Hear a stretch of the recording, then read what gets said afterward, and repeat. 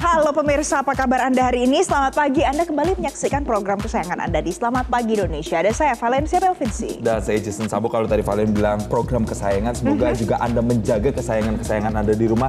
Ingatkan untuk selalu berhati-hati di tengah situasi saat ini. Kita tahu ya, di Jakarta mungkin sudah mulai mereda situasinya. Tapi di daerah-daerah lain juga masih ada yang bergejolak, masih ada sejumlah protes yang dilakukan. Harus tetap dipantau. Dan tentu kami akan buka dengan informasi-informasi terkait dengan situasi Indonesia belakangan. Pemirsa, yang paling hangat ini Valen terkait dengan Divisi Profesi dan Pengamanan Polri atau Divpropam Polri yang menyatakan ada 2 dari 7 anggota BRIMOB yang menabrak pengemudi ojek online Afwan Kurniawan menggunakan rantis. Ini melanggar etik berat. Oke, ini disampaikan Jason dalam konferensi pers di gedung Divisi Humas Polri di Jakarta Selatan hari Senin siang.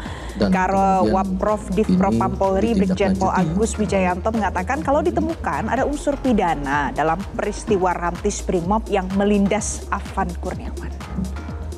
Ya, jadi keputusan ini pemirsa diambil usai dilakukan pengamatan, analisa video dan foto di media sosial, termasuk juga adanya surat visum iti repertum serta dokumen-dokumen pengamanan lainnya.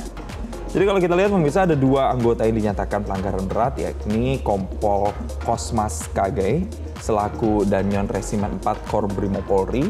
Ia duduk di depan sebelah kiri driver saat insiden terjadi. Nah kemudian ini nih, ada juga Bribka Rohmat yang namanya sering kali disebut jabatan Basat Brimopolda Metro Jaya selaku driver rantis patroli jarak jauh atau PJJ. Oke, sementara itu 5 anggota lainnya dinyatakan juga melakukan pelanggaran sedang. Ada Aibda M. Rohyani, Bribtu Danang, Bribda Mardin, dan Baraka Jana Edi, serta ada Baraka Yohanes David. Jadi 2 orang tadi itu ya Jason, ia adalah yang masuk ke dalam kategori pelanggaran etik berat. Itu bisa diberikan sanksi pemberhentian tidak dengan hormat atau biasa kita kenal dengan PTDH.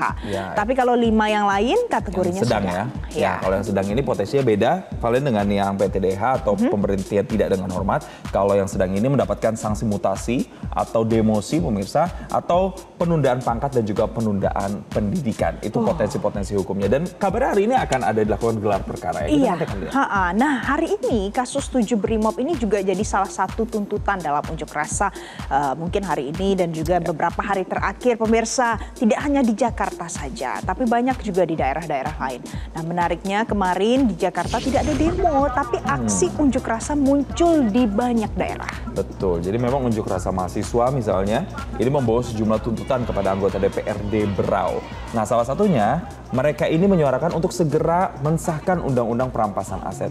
Apakah ini tidak hanya di Berau saja, tapi memang ini menjadi tuntutan dari para demonstran ya yang kemarin berunjuk rasa.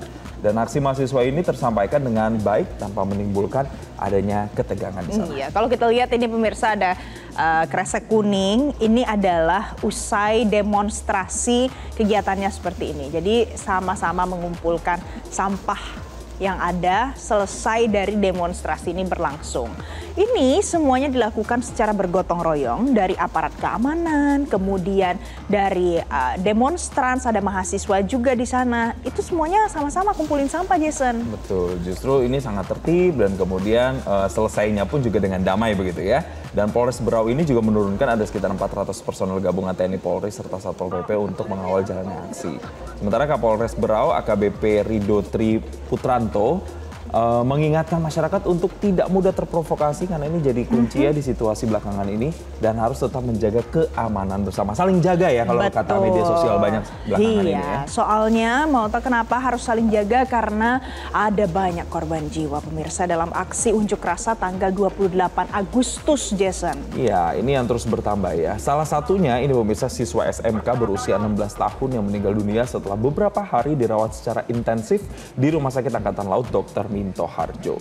Jadi pemirsa, pada Senin malam digelar pengajian untuk Andika Lutfi Pala yang sebelumnya dimakamkan di TPU Puri Bidara, Kecamatan Tiga Raksa, Kabupaten Tangerang, Banten. Jadi Andika Lutfi Pala ini adalah siswa SMK Negeri 14 Kabupaten Tangerang, Banten dan diduga menjadi korban dalam aksi demonstrasi di depan gedung DPR pada 28 Agustus yang lalu. Oke, jadi waktu itu Andika ini berada di sekitaran DPR pemirsa setelah diajak oleh teman-temannya.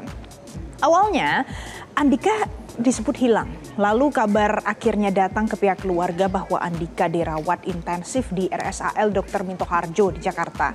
Nah, dari keterangan tim medis ke keluarga, Andika ini mengalami keretakan kepala bagian belakang. Diduga karena ada benturan benda tumpul. Keluarga mengaku ikhlas menerima peristiwa ini dan saat ini orang-orang yang mendoakan ya. Dan memang kita melihat jumlah korban tewas ini rangkumannya terus bertambah semenjak aksi yang dilakukan pertama kali pada pekan lalu sampai dengan sekarang. Nah, pemirsa, selanjutnya kita tidak hanya lihat ada korban di Jakarta saja. Jumlah korban meninggal karena unjuk rasa ricuh di Kota Makassar, Sulawesi Selatan bertambah jadi 4 orang totalnya. Korban keempat adalah Rusdam Diansyah. Ia adalah seorang pengemudi ojek online yang ternyata dikeroyok massa karena ia disangka aparat intelijen oleh massa. Jadi ini ada salah informasi ya. Jadi kalau situasi seperti ini memang banyak sekali misinformasi yang berkeliaran dan akibatnya terjadilah ini pengeroyokan yang terjadi di depan kampus Universitas Muslim Indonesia Makassar. Almarhum Rusdam Diansyah ini kemudian meninggal dunia setelah sempat menjalani perawatan di 2 rumah sakit berbeda karena kritis. Tapi kalau menurut keluarga, korban ini telah 7 tahun memang menjalani profesi sebagai pengemudi ojek online. Nah, akhirnya grup CEO dan juga founder Grab dari Singapura itu datang langsung Jason ke rumah duka, menyampaikan ungkapan duka, kemudian memberikan bantuan berupa santunan karena almarhum merupakan tulang punggung keluarganya. Jadi dia bekerja sebagai seorang pengemudi ojek online. Ya, ini jadi menambah lagi catatan pengemudi ojek online yang kemudian meninggal dunia akibat peristiwa atau situasi Indonesia belakangan ini. Dan untuk itu, pemirsa yang juga paling ditunggu-tunggu dari imbas kegiatan demonstrasi belakangan ini, Presiden Prabowo Subianto juga akhirnya menjenguk warga dan anggota polisi yang terluka akibat demo yang menyebabkan kericuhan beberapa hari terakhir. Jadi kita lihat ini pemirsa, ada Presiden Prabowo Subianto didampingi oleh Kapolri Jenderal Listio Sigit Prabowo yang tiba di RS Polri dan masuk ke rumah sakit Polri melalui gedung promoter. Dan diketahui ada sebanyak 14 anggota polisi dan 3 orang warga yang terluka dirawat di RS Polri. Macam-macam ya kondisinya saat ini, ada yang mengalami luka ringan, kemudian ada yang lukanya cukup parah sehingga memerlukan tindakan seperti operasi. Nah, saat ini beberapa polisi sedang mendapatkan perawatan intensif karena tergolong mengalami luka ataupun cedera cukup parah pada saat mereka mengamankan unjuk rasa yang terjadi di Jakarta. Nah, selain itu ada juga polisi yang sudah menjalani operasi pemirsa di rumah sakit ini. Kita akan simak apa yang disampaikan oleh Presiden. Oke, nanti akan kami hadirkan lagi informasi seputar ini pemirsa.